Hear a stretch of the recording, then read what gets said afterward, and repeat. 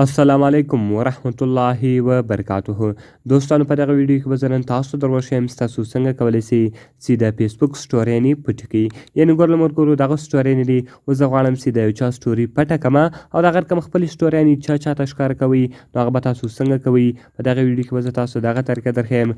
دغه ویډیو له موږ سره تر پایه وګورئ او ویډیو خامخا در سره لایک کړئ، له خپل ملګرو سره یې شیر کړئ او د هغه رقم نورو ښایسته ښایسته ویډیوګانو لپاره زموږ چینل سبسکرایب کړئ، ځکه په دغه چینل کې موږ لپاره هره ورځ د هغه رقم ښایسته ښایسته ویډیوګانې اپلوډوو. د ملګرو د ویډیو په طرف ویډیو شروع کوو.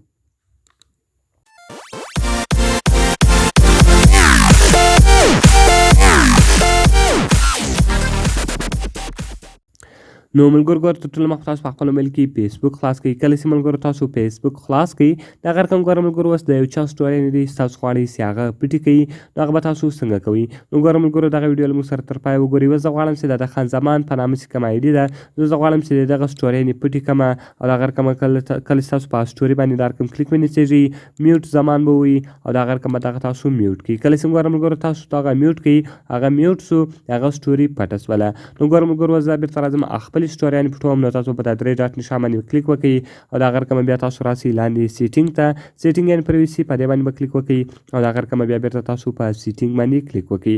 کله چې ملګرو تاسو په سیټینګ باندې کلیک وکړئ د هغه رقم به تاسو لاندې ولاړ شئ دلته به سټوري سیټینګ پیدا کړئ. کله چې ګوره ملګرو تاسو سټوري سیټینګ پیدا کړئ اوس به دلته تاسو ته د سټوري سیټینګ راواړئ. ګوره ملګرو زه راځم سټوري سیټینګ باندې کلیک کوم.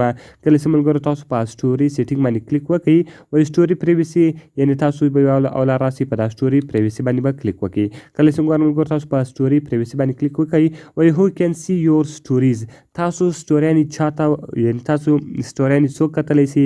ګوره ملګرو دغه پبلیک ده یعنې هر سړی کولی شي چې زما سټوریانې وګوري. د هغه رقم که چېرې دغه تاسو پرنټ کړئ او د هغه رقم یې تاسو په چینج باندې کلیک وکړئ بیا به خالي ستاسو ملګري ستاسو سټوریانې کتلی شي بل څوک به یې نشي کتلی. که چېرې تاسو په کسټم باندې کلیک وکړئ په کسټم کې به تاسو خپل ورښیاست چې دغه نفر دې زما سټوریانې وګوري دا نفر او دا نفر نور دې نه ګوري نو هغه بیا دلته تاسو خپله ورښولی شئ.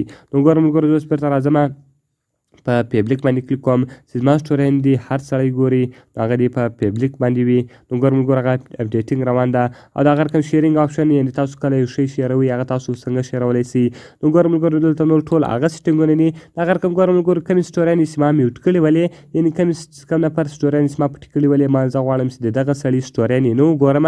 نو که چېرې تاسو بېرته غواړئ چې هغه سټوریانې بېرته وګورئ او هغه سړی له میوټ څخه ختم کړئ نو تاسو به اخري آپشن ته راسئ سټوریز یو میوټ نو تاسو په دې باندې کلیک وکړئ او د هغه رقم تاسو په ان میوټ باندې کلیک وکړئ.